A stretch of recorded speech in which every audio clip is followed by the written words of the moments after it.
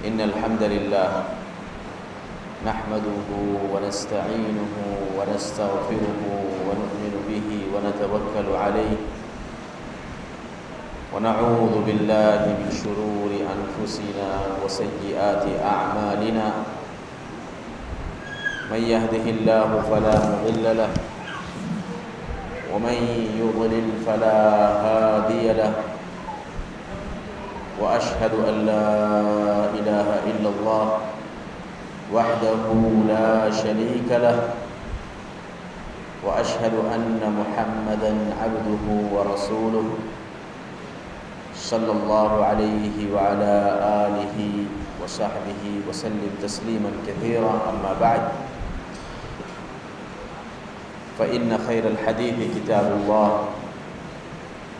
وخير الهدي هدي محمد صلى الله عليه وسلم وشر الأمور محدثاتها وكل محدثة بدعة وكل بدعة ضلالة وكل ضلالة في النار. أعوذ بالله السميع العليم وبوجهه الكريم وسلطانه القديم من الشيطان الرجيم من همزه ونفخه ونفثه. بسم الله الرحمن الرحيم. يا أيها الذين آمنوا اتقوا الله حق تقاته ولا تموتن إلا وأنتم مسلمون. يا أيها الناس اتقوا ربكم الذي خلقكم من نفس واحدة وخلق منها زوجها وبث منهما رجالا كثيرا ونساء واتقوا الله الذي تساءلون به والأرحام إن الله كان عليكم رقيبا. يا أيها الذين آمنوا اتقوا الله وقولوا قولا سديدا يصلح لكم أعمالكم ويغفر لكم ذنوبكم ومن يطع الله ورسوله فقد فاز فوزا عظيما. ہر قسم کی تعریف، بڑائی، بزرگی لائق و زیبا ہے اس خالق کائنات مالک ارض و سماوات کے لیے جو ہم سب کا خالق ہے، مالک ہے، رازق ہے، منعم ہے، مدبر ہے، وہی سمیع ہے، وہی بصیر ہے. کائنات کا ذرہ ذرہ جس کی قدرت کی دلیل ہے، اس رب العالمین کے لیے بے انتہا تعریفات اور حمد اور ثنا، جس نے ہم سب کو اس اجتماع کی صورت میں یہاں جمع ہونے کی توفیق نصیب فرمائی. اللہ تعالی ہم سب کا یہاں جمع ہونا قبول فرمائے اور ہم سب کی مغفرت کا اور ہماری ہدایت کا سبب بنائے. بعدہ درود اور سلام نازل ہو سید الکونین، رسول الثقلین، ہادی کوثر، شافع محشر، احمد مجتبی سیدی مصطفیٰ صلی اللہ علیہ وسلم کی ذات مبارک پر، جنہیں اللہ رب العالمین نے ہم سب کی ہدایت کے لیے اس دنیا میں مبعوث فرمایا. اللہم صلی علی محمد وعلی آل محمد كما صليت على إبراهيم وعلى آل إبراهيم إنك حميد مجيد. وبارك اللهم على محمد كما باركت على إبراهيم وعلى آل إبراهيم إنك حميد مجيد. قابل احترام معزز علماء دین، بزرگانان ملت، نوجوانان، ماں اور بہنوں اور پیارے بچوں، اللہ کا بے انتہا شکر ہے جس نے اپنی توفیق سے ہم سب کو اس ایک چھوٹے سے گاؤں میں اتنی بڑی کانفرنس رکھنے کی توفیق نصیب فرمائی۔ یہ محض اللہ رب العالمین کا فضل، اس کا انعام اور اس کا کرم ہے کہ چند افراد کی محنت کے ساتھ اکناف والے جڑ گئے، چند محسنین کے ساتھ مخلصین جڑ گئے اور اس کانفرنس کے انعقاد میں آسانیاں پیدا ہوتی گئیں۔ اللہ رب العالمین ہر اس شخص کو جزائے خیر عطا فرمائے جس نے اس اسٹیج کو سجانے میں، علماء کو جمع کرنے میں، عوام کو یہاں پر خطابات کے سننے کے سلسلے میں آسانیاں پیدا کی۔ اللہ تعالیٰ ہر اس شخص کو جزائے خیر عطا فرمائے اور ہر شخص کے میزان حسنات میں لکھے جس نے کسی نہ کسی طریقے سے اس کانفرنس کو کامیاب کرنے کے لیے اپنا وقت، اپنا مال، اپنا پیسہ اور اپنی طرف سے بساط بھر کوشش کی ہو۔ اللہ تعالیٰ سب کی طرف سے قبول فرمائے۔ ذمہ داران کی طرف سے جو عنوان اس کانفرنس کی مناسبت سے دیا گیا ہے وہ ایک حساس اور ہمارے علاقے کی بہت اہم ضرورت ہے۔ حضرت امام شافعی رحمۃ اللہ علیہ کے نزدیک سنت کی عظمت اور سنت کا مقام، ہم سب یہ بات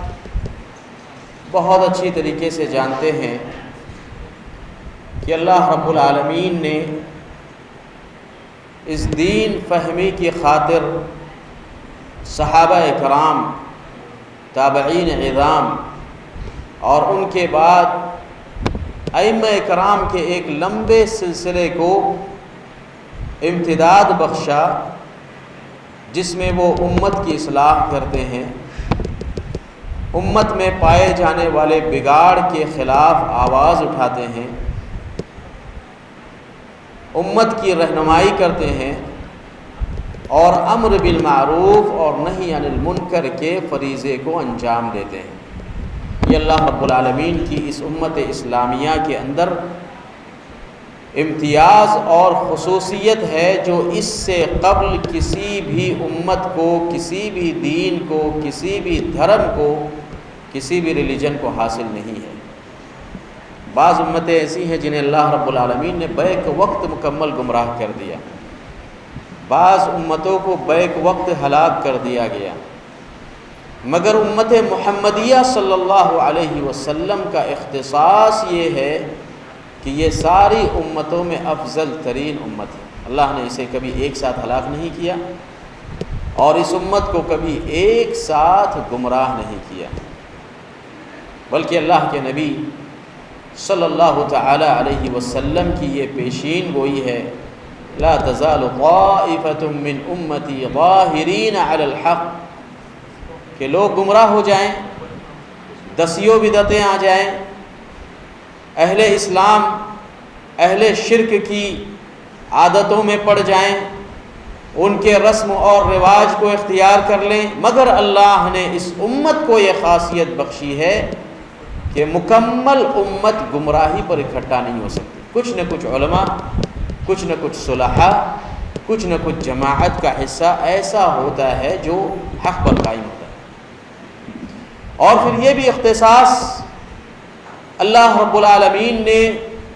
اس امت محمدیہ صلی اللہ علیہ وسلم کو دیا ہے کہ ہر 100 سال کی مدت میں اللہ رب العالمین کسی ایسے مصلح اور مجدد کو اس دنیا میں پیدا فرماتے ہیں جو اس امت کی اصلاح کرتے ہیں، بگڑی ہوئی چیزوں کو سدھارتے ہیں،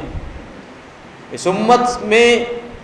پائی جانے والی بدعتوں کا رد کرتے ہیں۔ اگر یہ امت شرک کی طرف جا رہی ہو تو اس کی توحید کی طرف رہنمائی کرتے ہیں۔ ان اللہ یبعث فی هذه الامہ علی کل رأس 100 سنة من یجدد لها دینها، کہ بے شک اللہ رب العالمین ہر 100 سال کی مدت میں ایسے علماء یا ایسا عالم اور مصلح پیدا فرماتے ہیں جو امت کی اصلاح کرتا ہے۔ اور ساری امت کا اس بات پر اتفاق ہے کہ ایسے مصلحین ہر 100 سال میں کم سے کم ایک کی تعداد میں ضرور پائے جاتے ہیں۔ ساری امت کا اس بات پر اتفاق ہے کہ پہلی صدی کے مجدد اور مصلح حضرت عمر ابن عبدالعزیز رحمۃ اللہ علیہ ہیں، جنہیں ہم خلیفہ راشد خامس مانتے ہیں۔ اسی طریقے سے امت کا اس بات پر بھی اتفاق ہے کہ دوسری صدی کے مجدد حضرت امام شافعی رحمۃ اللہ علیہ، اور آج کا یہ موضوع امام شافعی رحمہ اللہ کی اصلاحات اور آپ کی سنت سے محبت اور سنت کی عظمت جو ان کے دل میں تھی اور جس کا انہوں نے اپنے قواعد میں، اپنے اصول میں اظہار کیا، آج کا یہ عنوان اسی موضوع سے متعلق ہے۔ تو امام شافعی رحمۃ اللہ علیہ ان معزز متبوعین ائمہ میں سے ہیں جنہیں اللہ رب العالمین نے یہ شرف بخشا ہے کہ آپ کو امت مجدد مانتی ہے، جو اس دین کی تجدید کرے، جو امر بالمعروف کے فریضے کو اور نہی عن المنکر کے فریضے کو انجام دے، اور ایسے ہی ہمارے ائمہ ہوا کرتے تھے۔ ہمارے ائمہ سلف صالح کے عقیدے پر ایسے ہی قائم تھے جیسے صحابہ کرام اور آپ کے بعد تابعین اور ان کے بعد اس امت کے وہ ائمہ جنہوں نے صحابہ اور تابعین کے نہج اور طریقے کو اپنایا، یہ ان کا طریق تھا۔ اللہ رب العالمین کے اسماء و صفات میں رسول اکرم صلی اللہ تعالی علیہ وسلم کی بعثت اور رسالت سے متعلق اور اسلام کی فکر آخرت سے متعلق ان کے وہی عقائد تھے جو صحابہ کرام کے تھے۔ یہ بات متفق علیہ ہے اور اس میں کسی دو رائے کی گنجائش نہیں ہے۔ میں ذمہ داران کا مشکور ہوں جنہوں نے اس حساس اور اس زندہ و جاوید موضوع کو آج کی اس کانفرنس کا حصہ بنایا، اس لیے کہ ہم جس علاقے میں رہتے ہیں، خطے کوکن کا یہ بیلٹ جو عموماً امام شافعی رحمۃ اللہ علیہ کی جانب نسبت رکھتا ہے اور ان کے فقہ پر عمل کرنے کا دعویٰ کرتا ہے، یہ سارا بیلٹ یہاں سے لے کر کیرلا تک اور اس سے آگے سری لنکا تک شوافے کی پٹی مانی جاتی ہے۔ ایک بہت لمبی اور طویل تاریخ، ہسٹری اور ثقافت ہے جنجیرہ کے نوابوں سے لے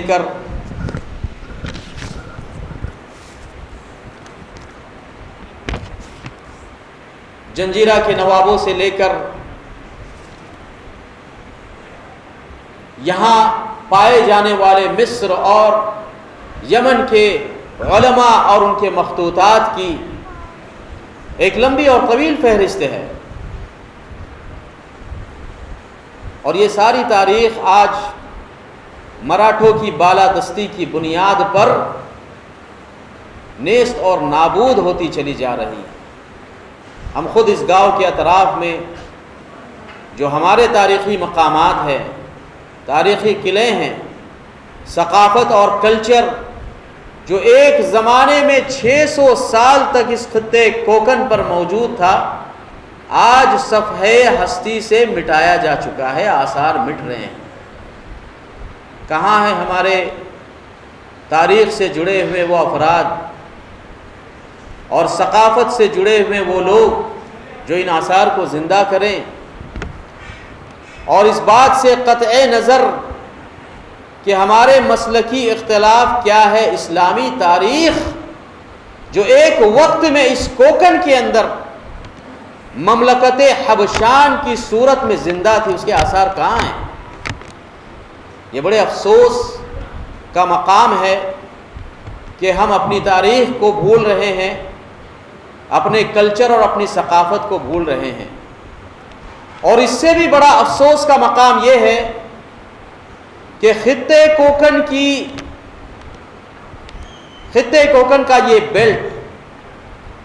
جہاں پر امام شافعی رحمۃ اللہ علیہ کی جانب انتساب تو موجود ہیں، مگر عملاً امام شافعی رحمہ اللہ کی سنت سے محبت اور اس کی عظمت اور اس کے اصول سے متعلق آپ کی تعلیمات ہمارے درمیان مفقود ہے۔ یہ اس سے بھی بڑھ کر افسوس کا مقام ہے۔ بلکہ اگر یہ کہا جائے کہ بر صغیر کے اندر امام شافعی رحمہ اللہ کا تعارف صحیح طور پر موجود نہیں ہے، یا جنہوں نے بھی آپ کا تعارف کرایا ہے چند مخصوص فقہی مسائل کے تناظر میں کرایا ہے، جبکہ میرا یہ ماننا ہے کہ اس امت کے چاروں متبوعین ائمہ میں اگر عقائد اور احکام کے لحاظ سے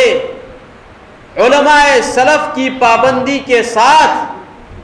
اگر دین کو صحیح طور پر کسی نے پریزنٹ کیا ہے، اس کے اصول کو بیان کیا ہے، تو وہ حضرت امام شافعی رحمۃ اللہ علیہ کی ذات ہے۔ مگر افسوس تو یہ ہے کہ آپ کی فقہ پر عمل کرتے ہوئے بھی ہم آپ کے مکمل نہیں ہیں، اور عقیدے کی بات تو بہت دور کی ہے، عقیدے کی بات بہت دور کی ہے۔ حضرت امام شافعی رحمۃ اللہ علیہ اپنے عقیدے میں، اپنے منہج میں، اپنے طریق میں اس طریقے کے پابند تھے جو اہل الحدیث اور اصحاب الحدیث کا طریقہ ہے۔ شیخ الاسلام ابن تیمیہ رحمۃ اللہ علیہ نے آپ کے حوالے سے بیان فرمایا ہے کہ امام شافعی رحمہ اللہ اپنے اعتقاد میں مکمل منہج سلف کے پابند تھے۔ اللہ رب العالمین کی اسماء و صفات سے متعلق، رسول اکرم صلی اللہ تعالی علیہ وسلم کی بعثت سے متعلق، فکر آخرت سے متعلق آپ انہی اعتقادات کے پابند تھے جن اعتقادات کو آپ نے تابعین سے اور تابعین نے صحابہ کرام سے سیکھا تھا، اور یہی علم دین کی صحیح چین بھی ہے، صحیح طریقہ بھی ہے۔ دین کے حصول کا جو مصدر ہے اللہ کی کتاب اور نبی پاک صلی اللہ تعالی علیہ وسلم کی سنت، جب تک دین کے ان دو اساسی مصدر کو صحابہ کرام کے اور تابعین کے طریقے پر نہ سمجھا جائے تو گمراہی کا آنا اور دین میں لچک کا آنا یقین بات ہے۔ لہذا ضروری ہے کہ ہم اپنے سارے اختلافات کو اللہ کی کتاب اور نبی پاک صلی اللہ تعالی علیہ وسلم کی سنت کی طرف ایسے ہی لوٹائے جیسے ہمیں لوٹانے کا حکم دیا گیا ہے۔ یہاں اس نقطے کی وضاحت ضروری ہے کہ جب اللہ کی کتاب نبی پاک صلی اللہ تعالی علیہ وسلم کی سنت موجود ہے تو ائمہ کی کیوں ضرورت پڑتی ہے؟ ایک انسان براہ راست بھی اس سے استفادہ کر سکتا ہے۔ میرے عزیز بھائیوں اور دوستوں، در حقیقت ان ائمہ کی ضرورت اس لیے پڑتی ہے کیونکہ دین فہمی کے اندر، استنباط کے اندر اور حدیثوں کی روایت کے اندر یہ صحابہ کے دور کے قریب تھے، یہ تابعین کے دور کے قریب تھے۔ انہوں نے قرآن کی روح کو، حدیث کی تشریحات کو سمجھا ہے، اور اس کے بعد ایسے قواعد اور ایسے اصول مرتب کیے ہیں جن اصول کی بنیاد پر دین کو سمجھنا اور دین پر عمل کرنا آسان ہوتا ہے۔ مگر ہماری بدقسمتی ایسی ہے کہ جہاں ان ائمہ کرام نے بڑی محنت کی اور دین کے صحیح اصول ہم تک پہنچانے کی کوشش کی، مگر صدیوں کے گزرتے گزرتے بہت سارے ایسے اہل فلسفہ اور اہل کلام اس امت کے اندر آئے جنہوں نے ان ائمہ کے قواعد کا، ان کے متعین کردہ اصول کا غلط استعمال کیا، اور ایسے ایسے مسائل پیش کیے جن کی اس امت کو ضرورت نہیں تھی۔ اور یہ ہر صاحب باطل کا نظریہ ہوتا ہے کہ وہ حق میں سے چند چیزیں لے لیتا ہے اور اس کی آڑ میں اپنے باطل نظریات کو پیش کرتا ہے۔ ہر صاحب باطل اپنے باطل کو اور اپنے پروڈکٹ کو یہ بول کے نہیں بیچتا کہ میں جھوٹ بول رہا ہوں اور فساد پھیلا رہا ہوں، وہ تو صلح کی آڑ میں اسے پیش کرتا ہے۔ اور اسی بات کو امام ابن القیم رحمۃ اللہ علیہ نے اپنی کتاب اغاثۃ اللہفان میں فرمایا کل صاحب باطل لا يتمكن من ترویج باطلہ الا باخراجہ فی قالب الحق۔ ہر صاحب باطل جو باطل نظریات پر ہے، جو فسادی نظریات پر ہے، اپنے باطل اور فساد کو پبلک میں رواج نہیں دے سکتا جب تک کہ حق باتوں میں سے کسی ایک بات کو وہ مضبوطی سے نہ پکڑ لے۔ جب تک حق میں سے کسی ایک چیز کو مضبوطی سے نہیں پکڑے گا وہ اپنے باطل کو نہیں پھیلا سکتا۔ امام ابن القیم رحمۃ اللہ علیہ نے اس پر مثال دی اہل تشیع کے ذریعے کہ ان شیعہ حضرات کو دیکھ لیں کہ انہوں نے آل بیت کی محبت کو حضرت علی ابن ابی طالب رضی اللہ تعالی عنہ اور حسن اور حسین اور آل بیت کی محبت کو اس قدر لازم پکڑا کہ لوگوں نے یہ سمجھ لیا کہ شاید یہی لوگ حق پر ہیں، اور پھر اس محبت کی آڑ میں اپنے سینکڑوں باطل نظریات کو انہوں نے امت کے اندر رواج دیا۔ ہر صاحب حق اپنے باطل کو نہیں پیش کر سکتا جب تک کہ ہر صاحب باطل اپنے باطل نظریات کو امت میں رواج نہیں دے سکتا جب تک حق میں سے کسی بات کو مضبوطی سے نہ پکڑ لے۔ امام ابن القیم رحمہ اللہ نے اہل تشیع کی مثال دی، پھر دوسرے نمبر پر اہل خوارج کی مثال دی کہ خوارج کو دیکھ لیں، امر بالمعروف اور نہی عن المنکر کے فریضے کو اس قدر مضبوطی سے انہوں نے تھام لیا کہ اس امت کے اندر گمراہی موجود ہے تو اس کا ازالہ فوری طور پر ضروری ہے، لہٰذا اگر کوئی بادشاہ، کوئی اسلامی حاکم سے معمولی غلطی سرزد ہو جائے تو فوراً اسے اس کے اسٹیج سے، اس کی صدارت سے، اس کی عمارت سے اسے فوراً ہٹانا ہے۔ دکھنے میں تو نظریہ بہت اچھا ہے، بہت میٹھا ہے، مگر حقیقت میں اس نظریے کی آڑ میں کتنی حکومتوں کو اور کتنے نوعک لوگوں کو انہوں نے ارتکاب کبیرہ کے جرم میں یا ارتکاب کبیرہ کے مسئلے کی بنیاد پر ان پر ظلم کیا اور انہیں ان کے حقوق سے محروم کیا۔ اسی طریقے سے ابن قیم رحمہ اللہ نے مثال دی اہل قدر کی کہ اہل قدر نے بھی اللہ رب العالمین کی مشیت کو اور اللہ رب العالمین کے انصاف اور عدل کو ایسے لازم پکڑا کہ اللہ تعالیٰ تو کبھی ظالم نہیں ہو سکتا، اللہ تعالیٰ نہایت ہی عادل ہے، لہٰذا اللہ کے عدل کا تقاضا یہ ہے کہ اگر کوئی شخص اچھا کام کرتا ہے تو اس کا اسے مکمل بدلہ دیا جائے، اور اگر کوئی برا کام کرتا ہے تو اللہ کے اوپر واجب ہے کہ اللہ رب العالمین اسے اس کی سزا دے۔ اگر اللہ اسے سزا نہیں دے گا تو اللہ عادل نہیں ہے۔ دکھنے میں تو بہت اچھا اصول ہے، لیکن اس اصول کی آڑ میں اللہ رب العالمین کی مشیت کا انکار کر دیا۔ بہت سارے ایسے گنہگار ہیں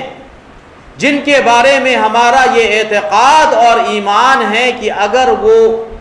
شرک پر نہیں ہے تو اللہ کی مشیت کے تحت ہے، اللہ چاہے تو معاف کر دے، اللہ چاہے تو بخش دے، اور اس کی رحمت بہت زیادہ وسیع ہے، اتنی وسیع ہے اللہ کی رحمت کہ اگر بندہ اللہ سے اس حال میں ملاقات کرے کہ اس نے اللہ کے ساتھ ذرا برابر بھی شرک نہیں کیا ہے تو اللہ تعالیٰ اسے جنت میں داخل کر دے، یہ اللہ کی رحمت ہے۔ تو ابن قیم رحمۃ اللہ علیہ فرماتے ہیں کہ اس رحمت کا انکار کرنے کے لیے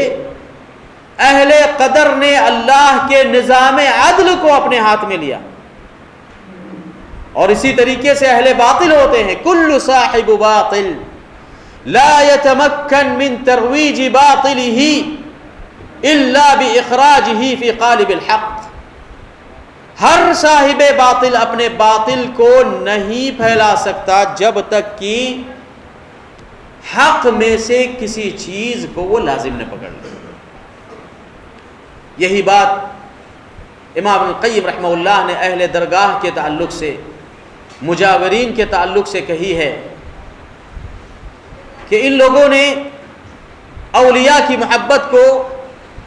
اور توسل اور شفاعت کے مسئلے کو اس قدر مضبوطی سے لازم پکڑ لیا کہ عوام کو یہ لگنے لگا کہ شاید حق ان کے ساتھ ہے، اور پھر اس کی آڑ میں، ان اولیاء کرام کی آڑ میں بے شمار بدعتوں کو اور بے شمار شرکیہ افعال کو انہوں نے پیش کیا۔ عبد القادر جیلانی رحمۃ اللہ علیہ کو آپ لے لیجئے، ایک سلفی العقیدہ اور ایک منہج کتاب اور سنت پر قائم شخصیت، آج دیکھ لیجئے ان کی قبر کا اور ان کی درگاہ کا کیا حال ہے۔ تو ہر صاحب باطل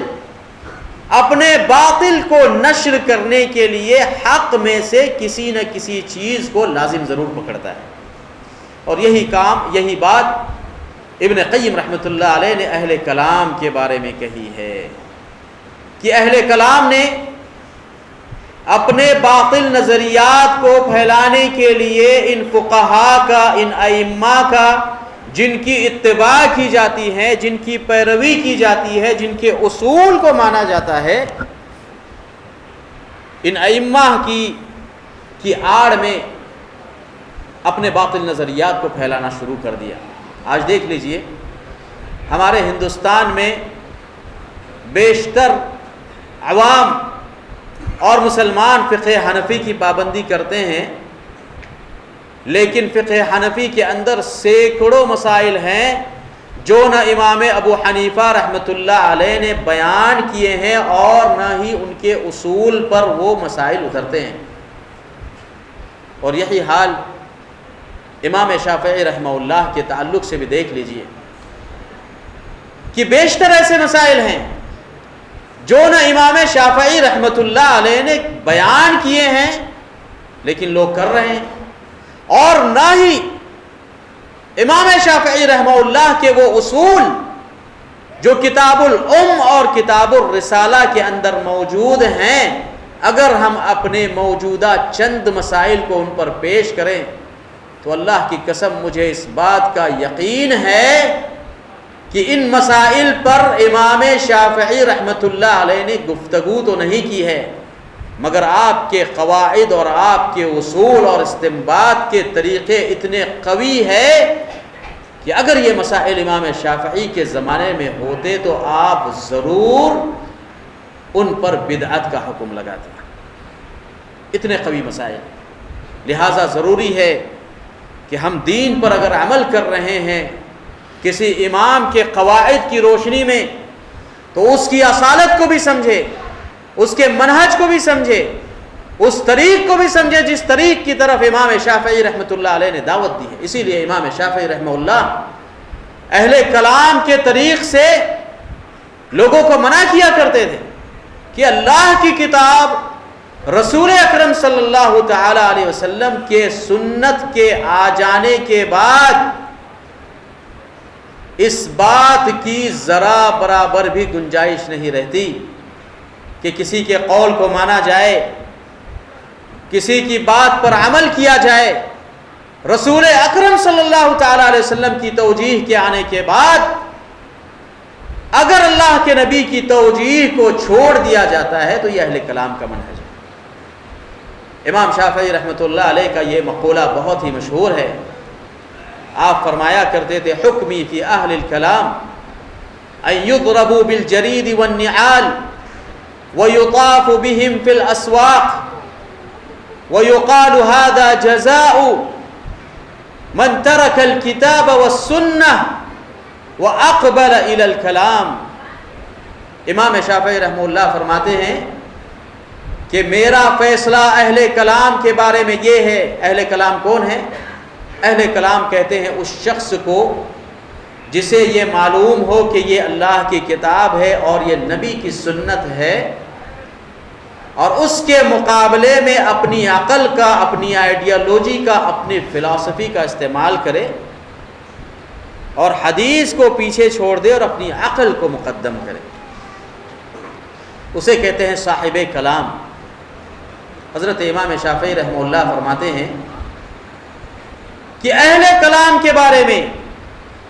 جو حدیث کے مقابلے میں اپنی عقل کو یا اپنے علاوہ کسی اور کی عقل کو ترجیح دیتا ہے، حدیث کے آنے کے بعد، قرآن کی صراحت کے آنے کے بعد، تو میرا فیصلہ اس کے سلسلے میں یہ ہے کہ ایسے شخص کو گدھے پہ بٹھایا جائے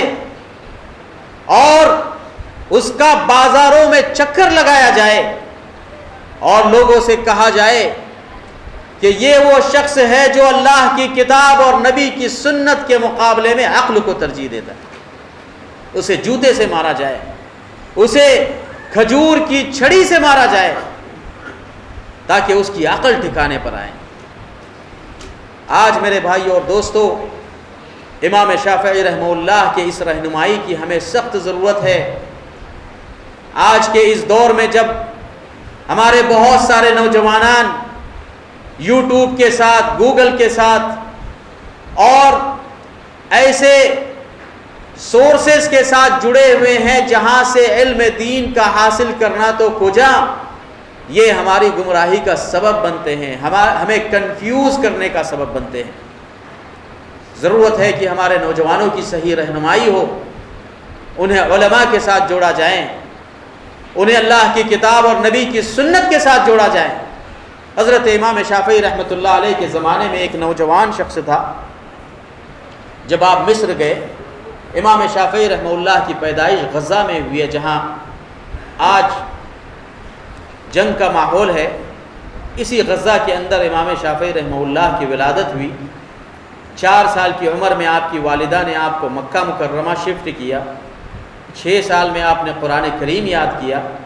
10 سال میں حدیث کی کئی کتابیں یاد کی، جن میں موطا مالک سب سے سر فہرست ہے۔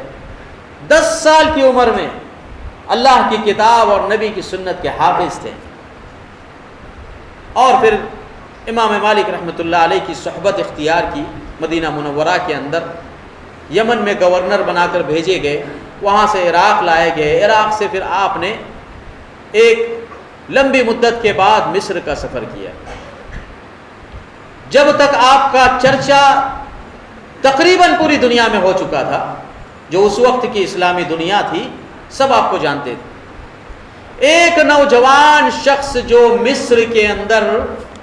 اپنی عقل میں، اپنی آئیڈیالوجی میں، اپنی فلسفی کے اندر بہت مشہور تھا، نوجوان لڑکا،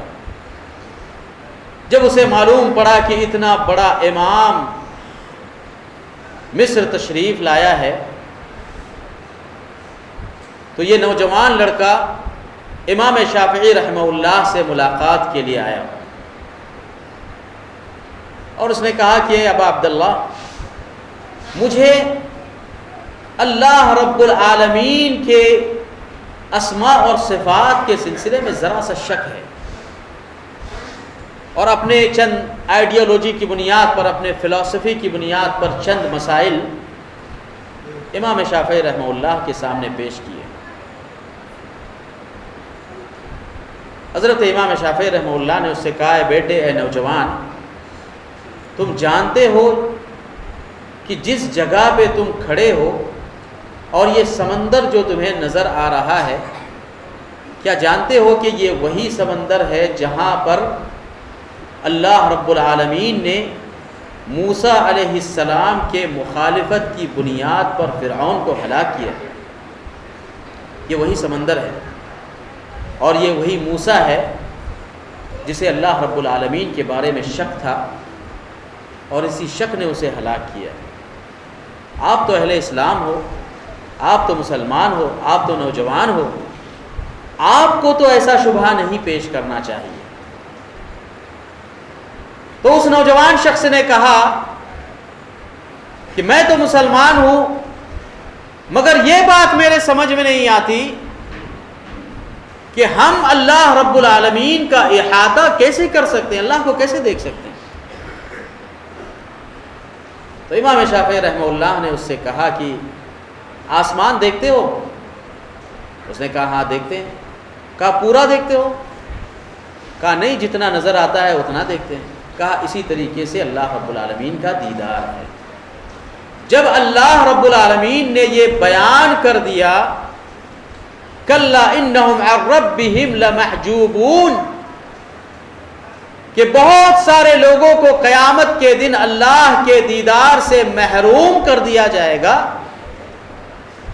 تو اس کا واضح مطلب یہ ہے کہ اہل ایمان اور اہل جنت اللہ کا دیدار ضرور کریں گے۔ جس طریقے سے آسمان دیکھ رہے ہو مکمل ادراک نہیں کر سکتے، ایسے اللہ کو بھی دیکھنا ممکن ہے، بھلے ہی ادراک ممکن نہ ہو۔ پھر حضرت امام شافعی رحمۃ اللہ علیہ نے اس سے سوال کیا، کہا کہ اچھا یہ بتاؤ کہ آسمان میں کتنے سیارے ہیں، ہر ستارے کی کیا خصوصیت ہے، آسمان میں کتنے سیارے ہیں اور ان کے طلوع اور غروب ہونے کے اوقات کیا ہیں؟ اور جیسا کہ بہت سارے آسٹرولوجی والے اور علم ہیئات اور فلکیات والے بیان کرتے ہیں کہ ایک ستارہ دوسرے ستارے سے اتنی اور اتنی مسافت کو طے کرے تو دنیا میں اس طرح کے حادثات ہوتے ہیں، اس بارے میں کچھ علم ہے؟ اس نے کہا کہ کچھ بھی نہیں جانتا۔ تو امام شافعی رحمۃ اللہ علیہ نے کہا کہ تعجب ہے کہ اللہ کی مخلوق کو اپنے سامنے دیکھتے ہو، ان بے شمار ستاروں کو اپنی نگاہوں کے سامنے دیکھتے ہو اور ان کی تاثیر سے متعلق آپ کو معلومات نہیں ہے، اور آپ اللہ رب العالمین کی ان تفاصیل تک پہنچنے کی کوشش کرتے ہو جن تفاصیل کو معلوم کرنا اور ان کی کیفیت تک پہنچنا شریعت میں حرام قرار دیا گیا ہے۔ بلکہ اللہ کے نبی صلی اللہ تعالی علیہ وسلم نے یہاں تک فرمایا ان اعظم المسلمین جرما، مسلمانوں میں جرم کے اعتبار سے وہ مسلمان صاحب جرم ہے جو کسی ایسی چیز کے بارے میں سوال کرے جو مسلمانوں کے لیے حلال تھی اور اس کے سوال کرنے کی وجہ سے حرام ہو جائے۔ راوی حدیث کہتے ہیں کہ بہت ساری نصیحتیں امام شافعی رحمۃ اللہ علیہ نے اس نوجوان کو کی، اور اس کے بعد وضو کے ایک ادنا سے مسائل کے بارے میں اس سے سوال کیا، کہا کہ اس میں شریعت کا کیا حکم ہے؟ وہ نوجوان جواب نہیں دے سکا۔ راوی حدیث کہتے ہیں کہ امام شافعی رحمۃ اللہ علیہ نے اسے وضو سے متعلق 3 سوالات کیے، ایک کا بھی جواب نہیں دیا۔ تو آپ نے اس نوجوان کو نصیحت کرتے ہوئے کہا کہ اے عبداللہ، وضو ایک ایسا فریضہ ہے جس کی ایک نوجوان کو، ایک مسلمان کو دن میں 5 مرتبہ ضرورت پڑتی ہے، لہٰذا اگر تم اس کا جواب نہیں جانتے تو اللہ کی خوف اور اللہ کی صفات اور اس کی کیفیات میں پڑھنے کی کوشش مت کرو،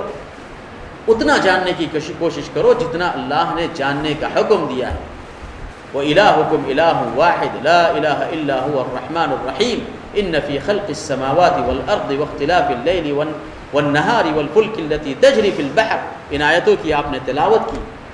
اور کہا ہے کہ اللہ پر غور کرنا ہے تو اللہ کی مخلوق پہ غور کرو۔ یہ آسمان یہ چاند، یہ ستارے، یہ سورج، یہ شجر، یہ حجر، یہاں تک کہ یہ کشتیاں جو سمندر میں چلتی ہیں، یہ سب کے سب اللہ رب العالمین کے وجود کی دلیلیں ہیں۔ لہذا قرآن کریم کی طرف آؤ اے عبداللہ، اللہ کے قرآن کو لازم پکڑو، اس قرآن کے اندر اللہ کے وجود کی بے شمار نشانیاں ہیں۔ امام ذہبی رحمۃ اللہ علیہ نے سیر اعلام النبلاء کے اندر اس واقعے کو نقل فرمایا اور کہا کہ یہ نوجوان شخص مصر کے اندر جو امام شافعی رحمۃ اللہ علیہ سے مناظرے کے لیے، مباحثے کے لیے آیا تھا، آپ کی بات کا اس پر اس قدر اثر ہوا کہ اس نے امام شافعی رحمہ اللہ سے درخواست کی کہ مجھے آپ کی صحبت میں رہنے کا موقع دیا جائے۔ چنانچہ یہ شخص آپ کی صحبت میں 40 سال تک رہا اور آپ کی صحبت میں رہتے ہوئے ایک عظیم محدث، ایک عظیم فقیہ کے طور پر ظاہر ہوا، جسے ہم امام مزنی رحمۃ اللہ علیہ کہتے ہیں۔ یہ ہوتی ہے علماء کی صحبت، علماء سلف کی جو منہج اور اعتقاد کے اندر صحابہ کرام اور تابعین کے طریقوں کے پابند ہوتے ہیں، ایسی صحبت کو اختیار کرنا ضروری ہے۔ امام شافعی رحمہ اللہ کے سنت سے محبت کے مظاہر میں ایک اور واقعہ ذکر کیا جاتا ہے۔ عبداللہ بن زبیر حمیدی رحمۃ اللہ علیہ نے، جو آپ کے شاگرد تھے، آپ کا ایک واقعہ نقل کیا کہ مصر کے اندر آپ اپنے اصحاب کے ساتھ بیٹھے ہوئے تھے، ایک شخص مسئلہ پوچھنے کے لیے آیا، اس نے کہا کہ اے ابا عبداللہ، فلاں چیز کے بارے میں آپ کا کیا کہنا ہے؟ تو امام شافعی رحمہ اللہ نے فرمایا کہ اللہ کی کتاب میں اور نبی کی سنت میں اس مسئلے میں ایسا اور ایسا فیصلہ کیا گیا۔ اس شخص نے کہا ٹھیک ہے، نبی نے تو یہ فیصلہ کیا ہے، مگر آپ کی کیا رائے ہے؟ کیا کہا اس نے؟ آپ کی کیا رائے ہے؟ یہ سننا تھا کہ امام شافعی رحمۃ اللہ علیہ غصہ ہوئے، کہا سبحان اللہ اترانی فی الکنیسہ، کہا اٹھ جاؤ، کیا آپ مجھے کنیسہ میں پاتے ہو؟ اترانی زنارن، کیا میں کسی یہودیوں کے چرچ میں بیٹھا ہوں؟ کیا میرے پیٹ پر وہ بیلٹ دیکھتے ہوں جو نصرانی اور کرسچن لوگ فتویٰ دیتے وقت لگاتے ہیں اور حلال کو حرام اور حرام کو حلال کہتے ہیں؟ میں آپ سے کہہ رہا ہوں کہ نبی کریم صلی اللہ علیہ وسلم کی سنت ایسی اور ایسی ہے، اور آپ کہہ رہے ہو کہ آپ کی اس بارے میں کیا رائے ہے؟ کیا مجال ہو سکتی ہے کہ نبی کی سنت کے مقابلے میں شافعی ایک کلمہ بھی کہے؟ یہ سنت کی محبت اور سنت سے ایثار کا جذبہ تھا۔ ایسے سینکڑوں اقوال ہیں جو علماء کرام نے اپنی کتاب کے اندر، امام ابو بکر الخلال نے السنہ کے اندر، الآجری نے السنہ کے اندر، اور خود امام شافعی رحمہ اللہ نے کتاب الام اور کتاب الرسالہ میں بیان کیے ہیں کہ سنت کے آ جانے کے بعد، نبی کے طریقے کے آ جانے کے بعد اس بات کی گنجائش ہی نہیں بچتی کہ سنت کو چھوڑ کر کسی اور کے قول کو اور کسی اور کے طریقے پر عمل کیا جائے۔ چنانچہ ایک جگہ کتاب الرسالہ میں امام شافعی رحمۃ اللہ علیہ لکھتے ہیں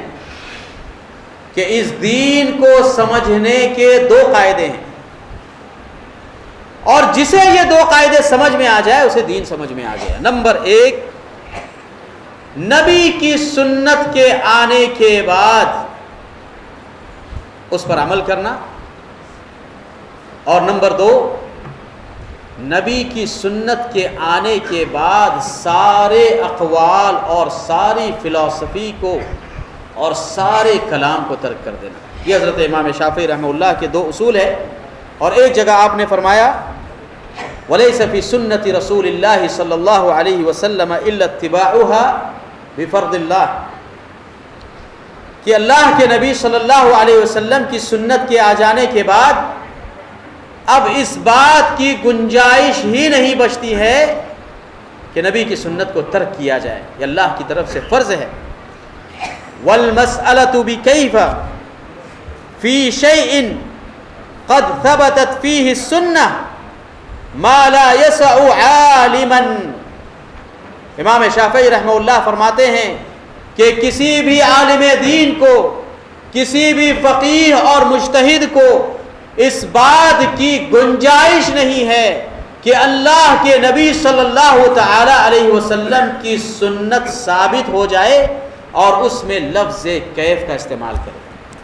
یہ آپ کا منہج ہے، یہ آپ کا طریقہ ہے جو آپ نے ہمیں سکھایا ہے اور جس کی آپ نے ہمیں تعلیم دی ہے۔ ایک اور جگہ آپ فرماتے ہیں ما من احد الا ويذهب عليه سنت رسول اللہ صلی اللہ علیہ وسلم۔ ہمارے بہت سارے بھائی اعتراض پیش کرتے ہیں کہ ٹھیک ہے، ہمارے امام صاحب نے فلاں مسئلہ بیان کیا ہے، ہمارے پاس تو اس کی کوئی دلیل نہیں ہے، لیکن ہو سکتا ہے کہ ہمارے امام صاحب کے پاس اس کی کوئی دلیل رہی ہوگی، اسی لیے ایجاد کیا، اسی لیے بیان کیا۔ سنیے امام شافعی رحمۃ اللہ علیہ کو کیا فرماتے ہیں۔ فرمایا ما من احد